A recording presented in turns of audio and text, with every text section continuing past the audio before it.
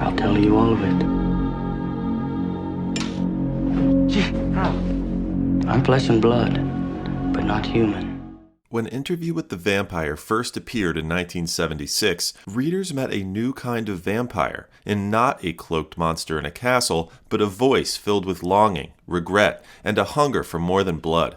Anne Rice had taken her grief and imagination and poured them into a novel that would forever change Gothic horror. Vampires were suddenly complex, philosophical, and painfully human. But nearly 2 decades later, this world of velvet and shadows was reborn on the big screen. In 1994, director Neil Jordan brought Louis, Lestat, and Claudia to life in one of the most ambitious Gothic films ever made. Starring Tom Cruise, Brad Pitt, and a young Kirsten Dunst, the production was as strange and difficult as the story itself. 6 months of night shoots, elaborate prosthetics, and behind-the-scenes struggles that almost broke the cast. Together, the book and the film created a cultural phenomenon. From the French Quarter of New Orleans to the candlelit sets of Pinewood Studios, Interview with the Vampire became more than fiction. It became a modern mythology, shaping how we see vampires in everything from Buffy the Vampire Slayer to Twilight. Here are 20 strange and true facts about Interview with the Vampire, beginning with a story that sat unfinished for years, and ending with a film that made audiences see immortality in an entirely new light. Fact 1. The Origins, a 30-page short story. Before the film, Interview with the Vampire was just a short story, about 30 pages long. Anne Rice did not tell the story from the vampire's perspective, but from that of the interviewer. The story sat unfinished for years, waiting for the right catalyst. This early attempt already showed Rice's ambition. She wanted to shift the focus from folklore monsters to inner lives. But at the time, she was a young writer struggling with her craft, not yet ready to expand it into a novel. Fact 2. Tragedy became the spark. The turning point came in 1972, when Rice's daughter, Michelle, died at age 5 from leukemia. Devastated, Rice returned to the abandoned short story the following year. Writing became her outlet for grief. Michelle became the inspiration for Claudia, the eternally young vampire girl. Claudia embodies the grief of a mother who has lost her child, cursed to remain forever frozen in time. Kirsten Dunst, who played Claudia in the film, delivers the iconic line, "I want some more." That hunger for life, love, and eternity echoes Rice's own yearning for her daughter. Fact 3. A 5-week writing frenzy. In 1973, Rice locked herself into a writing marathon. She wrote the first draft of Interview with the Vampire in just about 5 weeks. Most of the writing happened at night, while her days were spent immersed in research on vampire lore and Gothic literature. The intensity consumed her.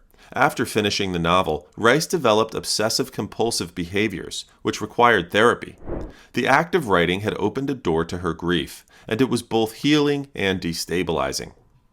What Rice couldn't have imagined at the time was that this late-night burst of writing would eventually lead to one of Hollywood's most elaborate Gothic films. The story she crafted in solitude in 1973 would, 2 decades later, become the foundation for a production that demanded its own kind of endurance from actors and crew. Fact 4. River Phoenix was originally cast as the interviewer. Originally, the role of Daniel Malloy, the journalist who interviews Louis, was given to River Phoenix. Tragically, Phoenix died of a drug overdose in 1993, just weeks before filming began. Christian Slater stepped in at the last minute, donating his entire salary from the film to Phoenix's favorite charities as a tribute. The tragedy added a real-life shadow to a story already steeped in death and loss.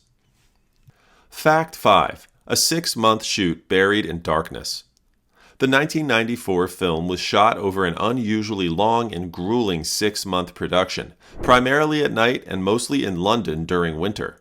The constant darkness on set mirrored the story's mood and had a real psychological impact. Brad Pitt later described the experience as 6 months of effing darkness and admitted he was miserable during filming.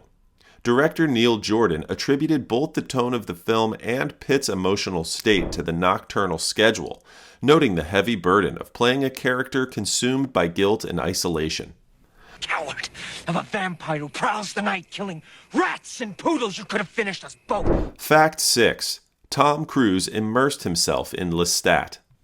Tom Cruise threw himself completely into playing Lestat in the 1994 film.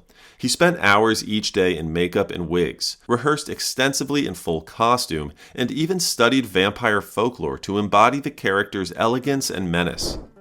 Crew members recalled how Cruise stayed in character between takes, testing movements and mannerisms until Lestat felt alive on screen.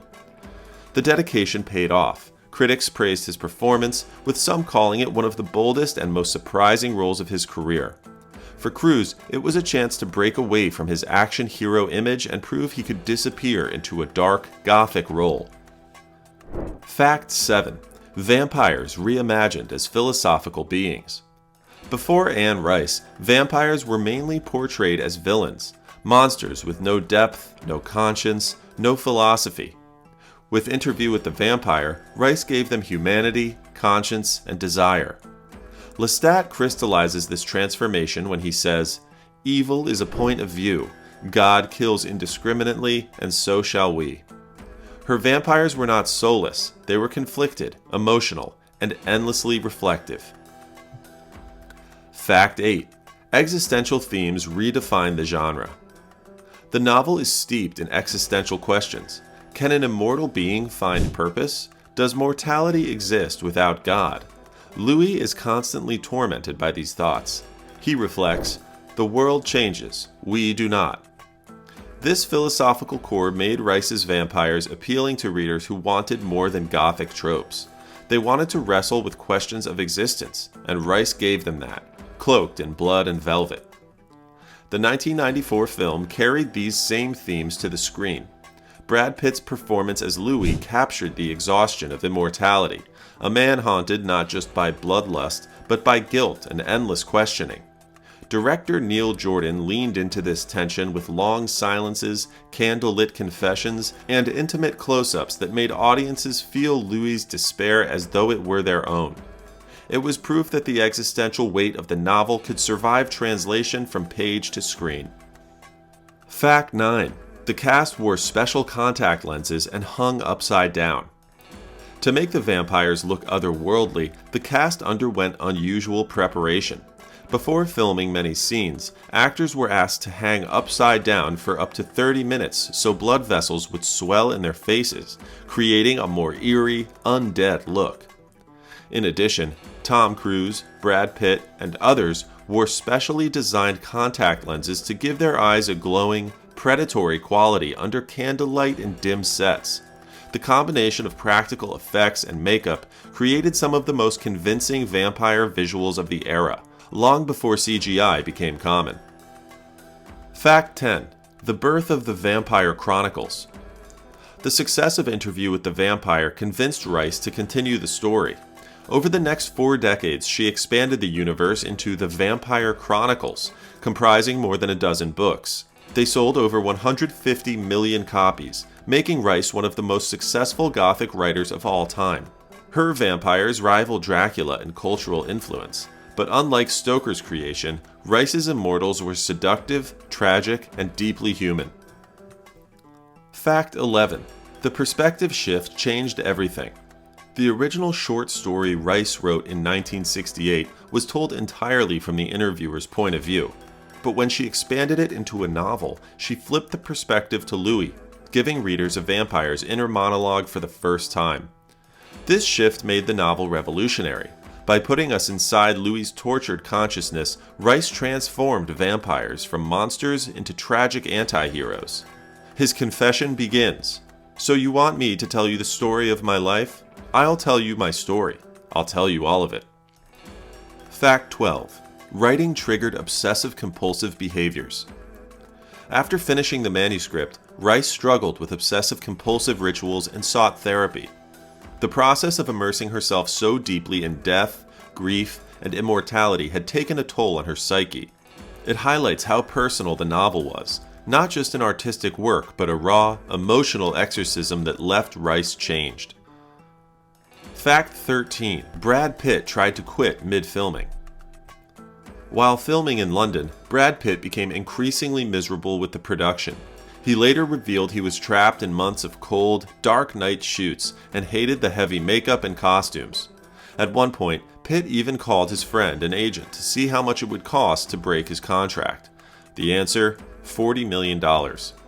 Realizing he was stuck, Pitt pushed through and finished the film.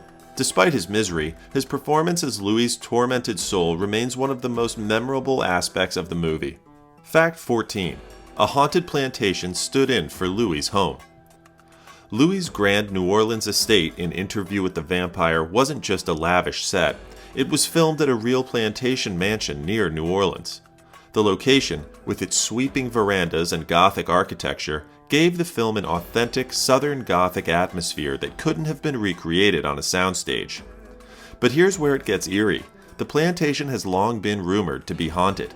Locals and visitors have reported strange noises, ghostly figures, and unexplained cold spots throughout the property.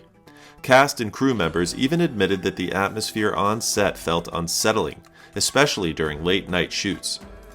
That layer of real-life spookiness added to the already brooding tone of the film. In a story obsessed with death and immortality, using a mansion with its own haunted history made Louis' world feel all the more chilling and believable. Fact 15. Filming on the Mississippi River nearly went wrong. One of the most challenging scenes to shoot was set on the Mississippi River, where Louis contemplates his transformation. Production brought in large rigs and boats to capture the eerie atmosphere at night. The crew battled cold conditions, thick fog, and unstable currents that made filming dangerous. At one point, rising water levels threatened the equipment, forcing delays and safety concerns. Despite the chaos, the river sequence became one of the most atmospheric in the film, grounding the supernatural story in a very real, physical setting.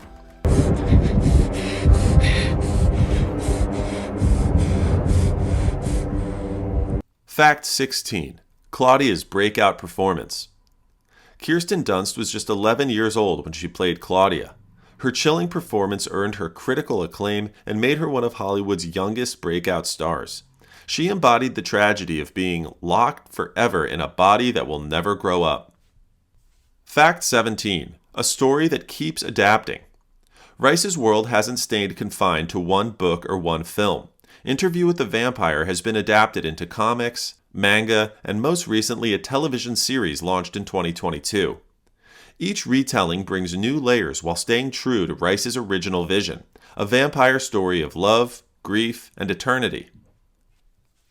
Fact 18. Filming in New Orleans and London. The 1994 film was shot on location in New Orleans, Anne Rice's hometown, and in London to capture the Gothic atmosphere of both the American South and Europe. The New Orleans locations included the French Quarter and Lafayette Cemetery No. 1, grounding the film in the city that inspired Rice's novels.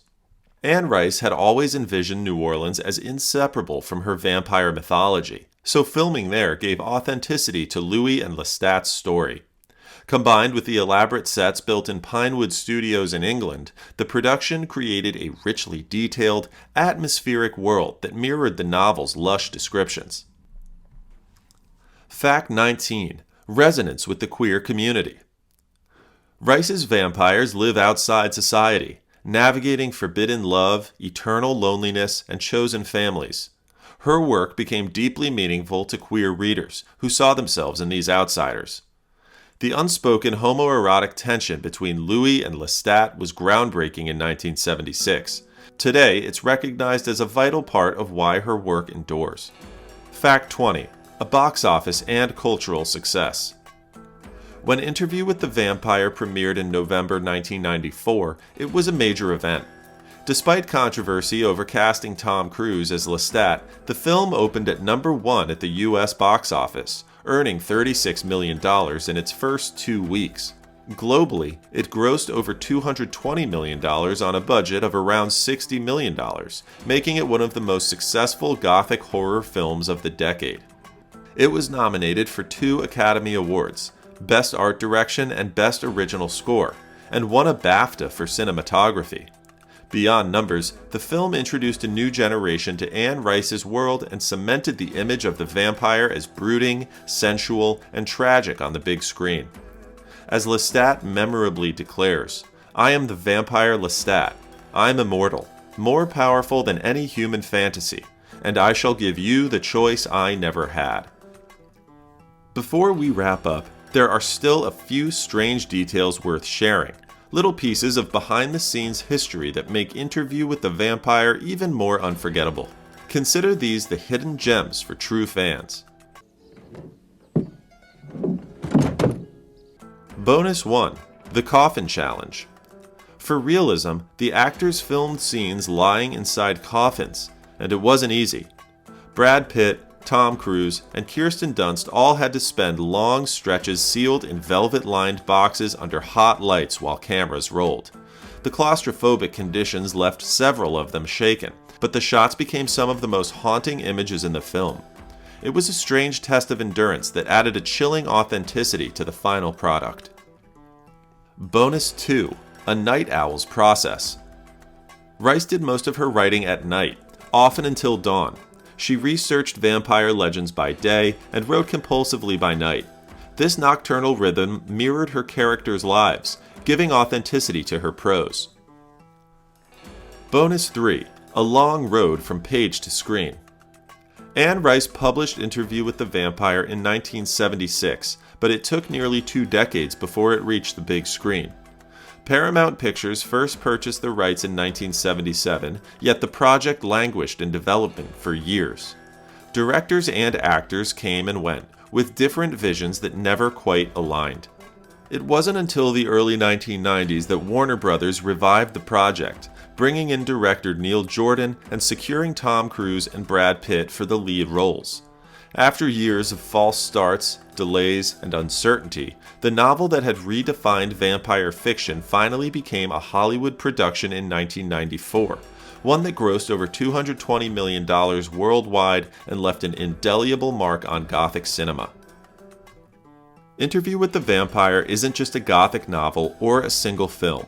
It's a story that has lived many lives, first as a grieving mother's manuscript, then as a groundbreaking book, and later as a lavish Hollywood production that pushed actors, makeup artists, and crews to their limits. The 1994 adaptation gave the world a vision of vampires that was sensual, tragic, and unforgettable. Tom Cruise stunned audiences as the flamboyant Lestat. Brad Pitt nearly quit from the grueling night shoots. Kirsten Dunst, at just 11 years old, delivered a performance that critics still call one of the greatest child roles in modern cinema. The film earned Academy Award nominations, a BAFTA win, and over $220 million at the global box office. But more than that, it etched Rice's characters into popular culture forever. From the streets of New Orleans to the Gothic halls of London, its imagery still defines what we imagine when we think of vampires today. That cry of anguish still lingers, reminding us that beneath the velvet, the blood, and the shadows, Interview with the Vampire is ultimately about humanity, our grief, our hunger, and our longing for eternity. That is why the book and the film continue to live on, refusing to fade into the dark.